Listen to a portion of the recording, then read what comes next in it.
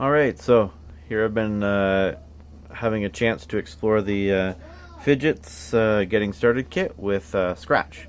And so here, if we press our button, we see it tells us the humidity, and it lights up the LED.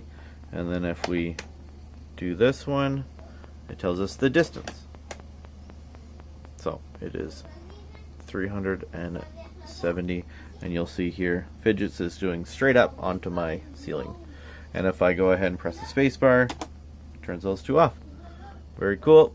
I'm excited to explore more with it. Alright, so here's my next little project. Super fun.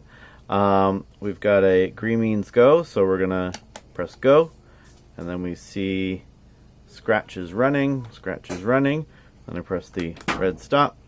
There we go, Scratch stops. Cool. Thanks for watching. Alright, so we've got our next one that we're playing with the Getting Started kit. So using the green, we are moving forward, and then the red, we're jumping over these basketballs as they're coming through.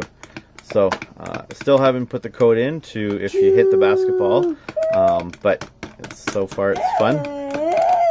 So yeah, this is good. Okay, so after all this, this is my last little game that I wanted to show off. So I'll just make it full screen, and we're going to go ahead and play it. So we got this. So we're going to be using our sonar sensor, or the distance sensor, to be measuring the distance from the sonar. My hand is from the sonar, and then we're going to be using one of the buttons to shoot off little pencil lightnings.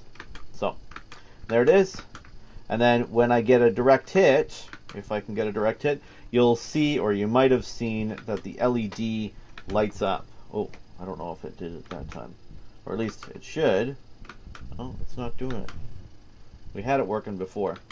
Got to fix that, I think. So yeah, there it is.